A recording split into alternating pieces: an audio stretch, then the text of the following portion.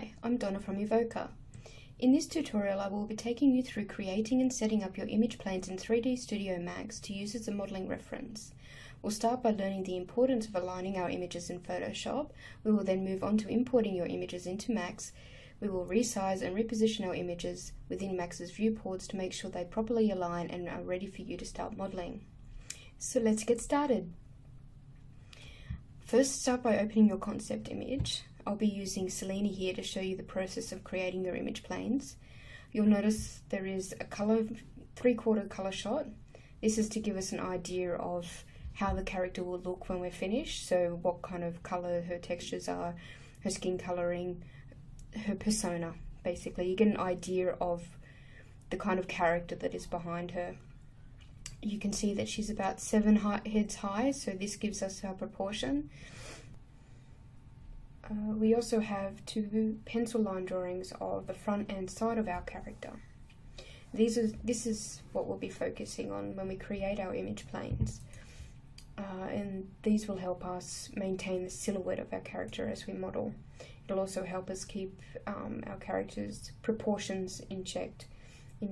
So when we're modeling without an image plane, it's sometimes easy to get lost in the actual modeling, so we forget that, you know, the hips and the knees are a certain distance apart without making them look a bit strange. So the image plane helps us keep the proportions in check and to make sure that the silhouette of the character is actually matching the concept that we've been given or that we've created ourselves.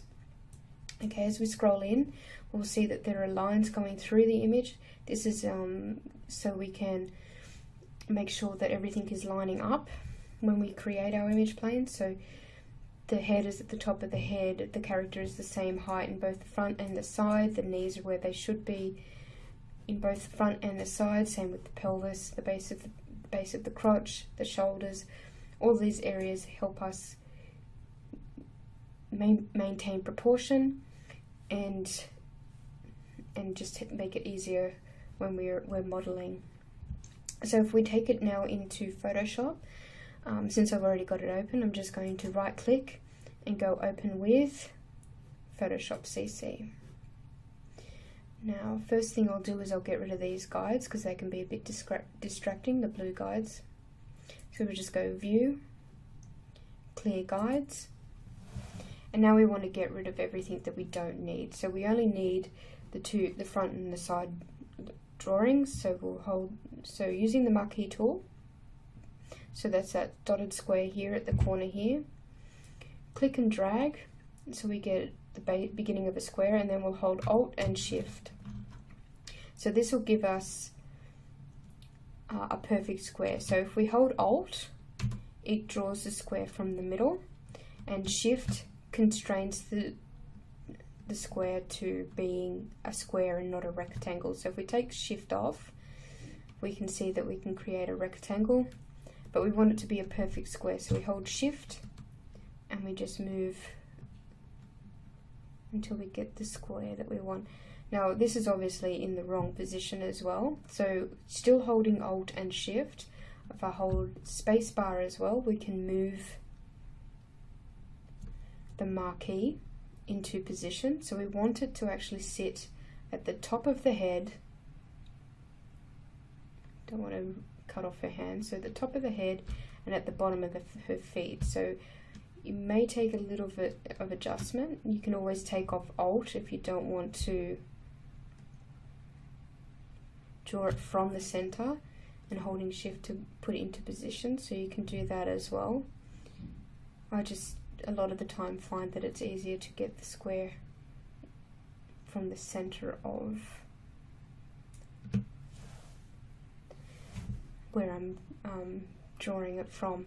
So now we've got the marquee here at the top of the head and at the bottom of the feet. So we don't want to cut off the top of the head, we just want it to sit nicely up there, and we just want to sit it nicely on the top of the feet as well. So now we've got that selected, we'll go to the crop tool. So that's this tool here that looks like 2 triangle intersecting like a diamond. So if we hit that, it'll bring up the crop, and we'll just double click in the center and it'll get rid of everything that's outside of that. Okay, so zooming in a little bit using the scroll wheel. If your scroll wheel isn't actually zooming in, you can use this tool. No, sorry, that's the burn tool. This tool at the bottom, the zoom tool. So you can just click and drag to go in and out. Or if you want to set it up so your scroll wheel will actually zoom in, you can go Edit, Preferences, which is the second one at the bottom. It's cut off from the view screen here, unfortunately. But then you go Preferences, and then General. So Control K will also bring up the general preferences as well. And then we go to Zoom with scroll wheel and make sure that's checked, and just hit OK. So now what we want to do is we obviously need these to be in two separate images. Now, so because we'll have one on the front view plane and one on the side view plane, and we don't want them together so we can see them at the same time. So if we open up the layers palette, so that's just these two, this icon here that looks like two sheets of paper on top of each other, and we've got one layer here already, which is the background, but it's locked. So you can tell that by the little locked icon here. So if we double click, it'll bring up the naming layer palette, and we'll just go OK. So that unlocks the layer. You can also use this button here, which will unlock as well. And then we'll create a new layer. Now we want to know where the center of our square is, because we'll need to have both of these images sitting on the center of our square so that everything lines up when we bring it into Max. So we'll bring out a guide. We do that by just clicking on the ruler and dragging it across.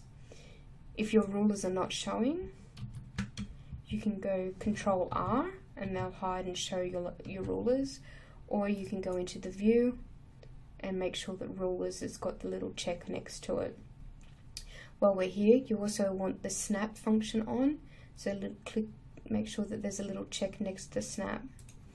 And then we drag out our guide just by clicking on the ruler here and dragging out until it snaps to the center. You'll see it kind of clicks and kind of gets stuck in the center there. So we want it right there in the center. Now going back onto our base layer, the one with our image in it, so we know that we're on that layer because it's highlighted. We'll go over to and grab the marquee tool, and we'll make a selection of our front image. Now you'll notice too that the marquee will want to stick to the guide. That's okay, just kind of keep pulling it across until it stops sticking. And once we have our selection, we'll right click and we'll go layer via cut. So that'll cut it out of this one and it'll create it place it into its own layer. So we can turn off the side one now without losing the front image. Okay, so that's just hitting the little eye to hide and make visible your layers. Okay, still on the side layer here, front layer, I beg your pardon.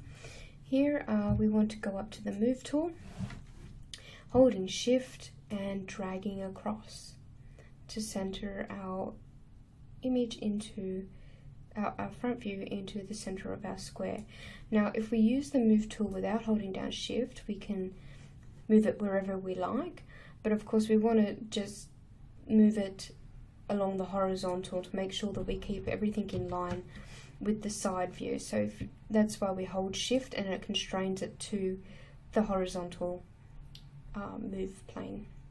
Okay, so just getting that as close as we can and then scrolling in a little bit, holding down spacebar to move our canvas around, and then just using the left and right arrow keys to get it into the center of our image. So there we go.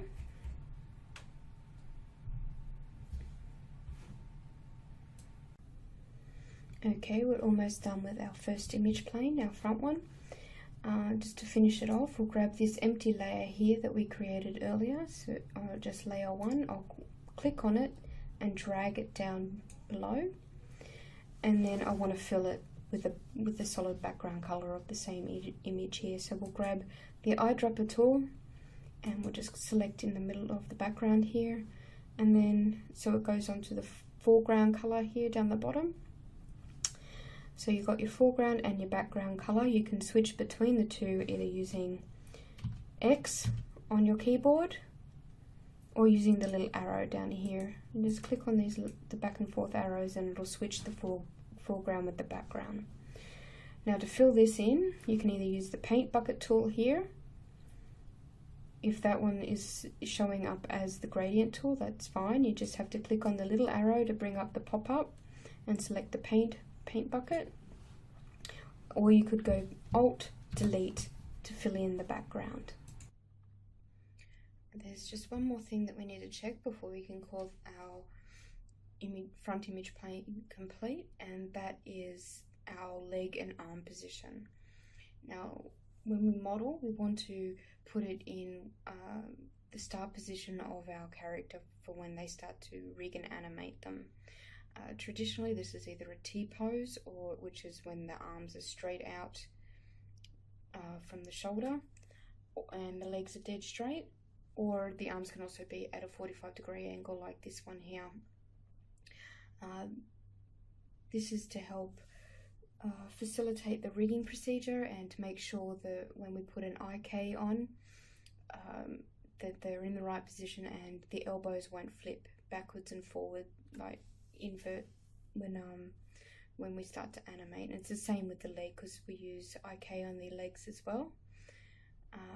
And to do that, we need to make sure they're dead straight from the hip. So from the hip and straight down through the knee and the ankle. We can tell already that there's a little bend in this leg here, which isn't quite going to help us. When we also model the feet, we won't model them on this angle, we'll model them straight out, so it'll look a little bit funny because no one actually stands with their feet dead straight from going through the hip to the knee there, but it's the best way to model them for animation. Okay, so to test this, we'll create a new layer.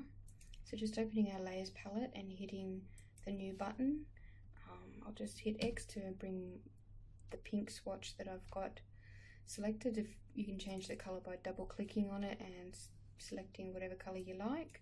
Just make sure it's something that stands out from the background. Then going to our brush by hitting B, just shrink that a little bit. We don't need a massive line. And then clicking where the hip would be, so that's just about the center of the leg, and holding shift, drag a line down. So we can see now that it is quite bendy from about the knee to the ankle, so there's quite a bend in that knee, and we need to straighten that up a little bit. So if we go to the background and we activate that, so double clicking on it, and we'll just call it BG for background, grab the lasso tool, and we will select from about the knee down. Doesn't have to be perfect, we just need to make sure we've got the leg selected. So if we hit Control C and then Control V to copy that into a new layer. Sometimes when you do that, it'll jump all over the canvas, so just make sure it's in the right position. An easy way to do that is to change the blend mode on your layer to multiply. So that's just on this section here, you've got all the different blend modes you can use. Multiply will multiply the current layer you're on with anything that's underneath it. And you can see how it goes a bit darker because it's actually multiplying all the colors and the lines. So if we move that now, you'll be able to see not only the leg that we just copied, but the leg that's underneath it. I'll just undo that, and we can see that it's actually in a pretty good position. But if yours isn't, just try and put it into position by using the move tools and move key and the arrow keys on the keyboard. Okay, so we'll just make that normal again and click off.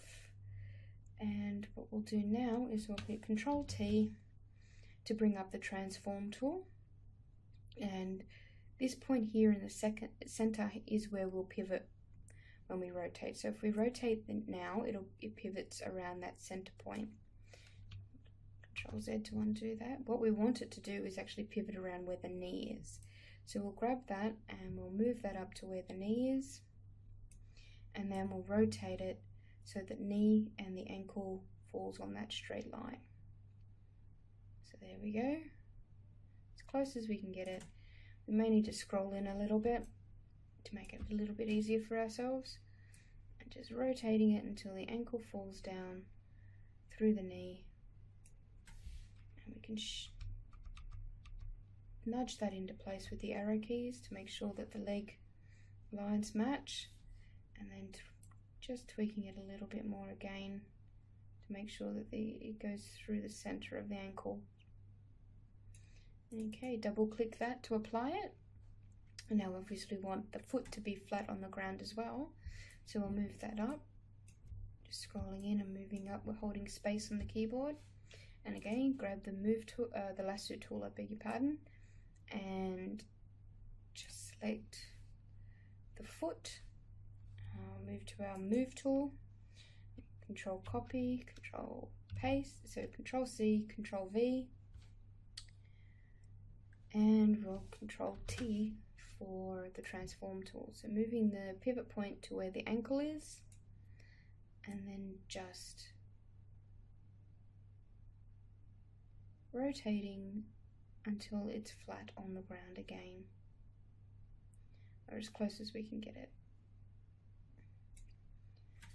Using the arrow keys to nudge it into place, and double click. There we go. So now if we scroll out, we can have a look. We can turn off the line so we can see it a little bit better. You can see that the leg is now straight down through from the hip, through the knee, down through to the ankle. Now we can see a little bit of this leg poking through. So if we go to, I'll name these layers so you can better see what I'm doing. So this one is the foot, this is our modified leg and the background, and this is our guide. So we'll leave that one and we'll merge the foot with the leg. To do that, we'll click on the foot layer and we'll hit Control E, so that will merge it with the one that's below it. And we'll grab the paintbrush tool again, just make that a little bit bigger, and we'll hit X to bring the background color to the foreground.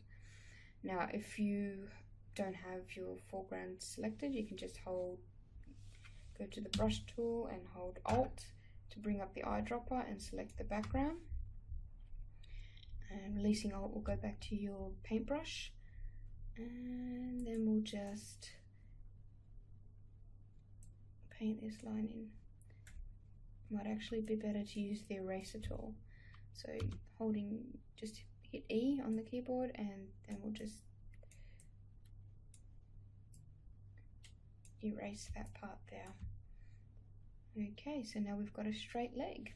That's excellent. So but now we want it on this side as well, so an easy way to do that is to grab this layer here, so just click and drag down to where the new layer icon is, and if we just release that, it'll create a copy for us. And we'll go up into, because we want it on this side of the leg obviously, so if we move it now, she's got two right legs, which isn't what we really want. So we'll go up to edit and we'll go transform, and we'll flip it horizontally.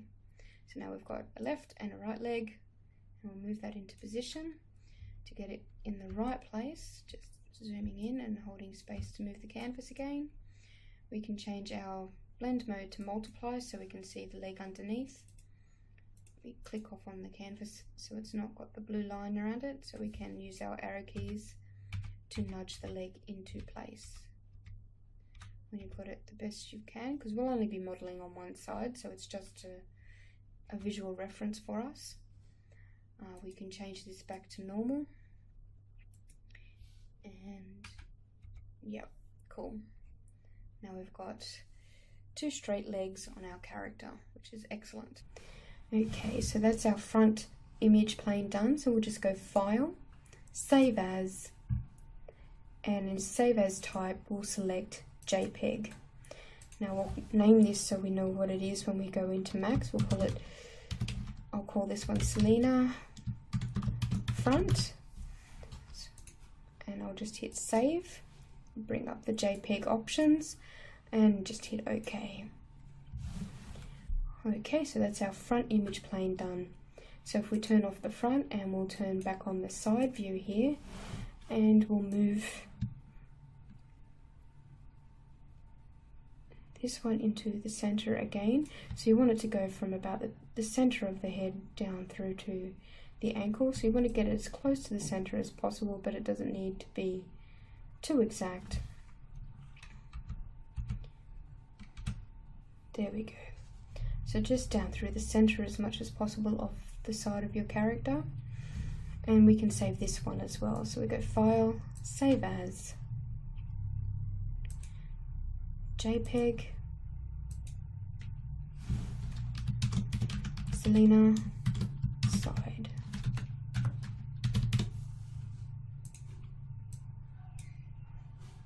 And OK. Now another thing I like to do is, you can see on the side image here that you can't really see where the back of the character is. So we'll have to take a guess on that when we model. And an easier way to do it is if we just clear this guide. So View, Clear Guides, scroll in a little bit, and holding spacebar to move my canvas around. So if I hold space and click and drag, it'll just move the canvas around. So scroll in again. We just want to make sure we're center on this arm. We'll grab the lasso tool here. So that's just that one. And I'll just draw around. Doesn't need to be perfect. We just want to grab the arm itself. Then we move back to our move tool. And we want to go, actually we'll just hold down Alt and Shift so we can move it back. Okay, so just a little bit further back so you can still see the main character here, but we've also got an arm at the back. So we just hold Control D to deselect, and then we can just use the paintbrush tool. So we do B on our keyboard will give us the brush tool. It's also that one there, and this one's it's a little bit too small at the moment. So if I use the bracket tools, the bracket keys on the keyboard, we can go cycle through the sizes of the brushes, or you can go up here and you can just select one bigger or create the size one as well. So you're just using that, we just paint out the edges here a bit so we can get the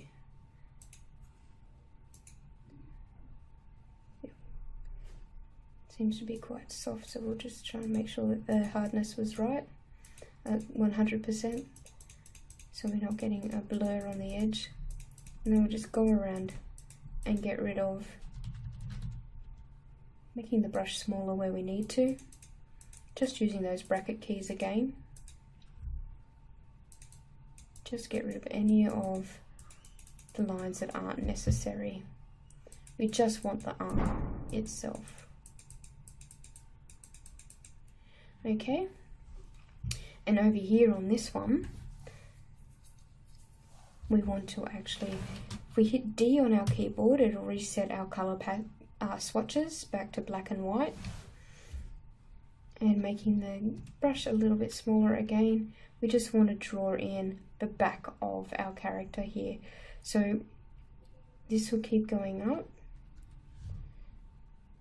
I'm just going to click, and then holding Shift, I'm going to click a bit further off as well, so that'll make a straight line. And this will just help us get the curve in. There we go. So just the back, it looks a bit odd, I know, can mess with your head a little bit, but you want the back of the character so it's got that nice curve down into the chest. We can just make that actually a dip in a little bit more, I think. and then you want the straight back as it comes through, and then down, the muscles down into the back side. Okay, and then again, holding Alt, we'll select our eyedropper, and we just click in the background to get the background color again, and we can just paint out the arms and the lines that we don't need.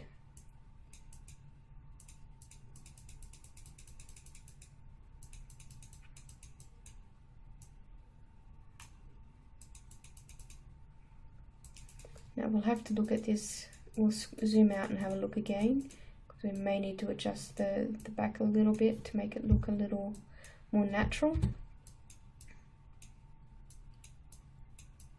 I mean, it doesn't really matter if we go over these guides at the moment, so we're just painting out the arm that we don't need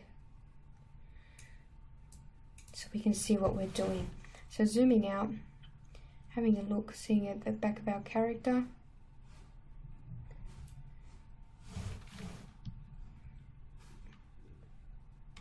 I hit X to bring up the white, and we'll just change the color. So I did that by clicking on the swatch to bring up the color picker, and then just dragging it down to the bottom to select the black.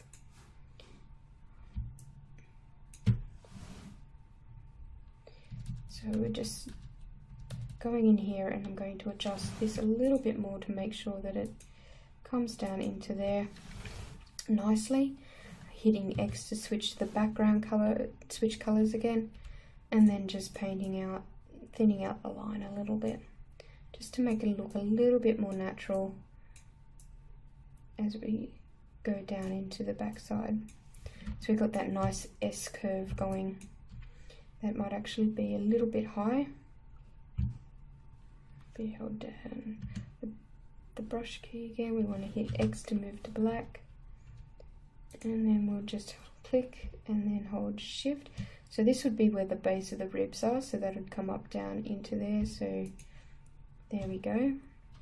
Holding X again to switch to the background color, and we'll just paint that out. So we get that nice curve in that looks natural. Then switching X again. And there we go. Yep. Control Z to undo, of course. And X, and just cleaning up some of these lines a little bit.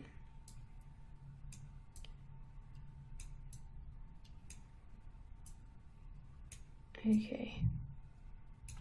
So now if we zoom out, we've got the back of our character. We can see where the black back is, and we still have the arm.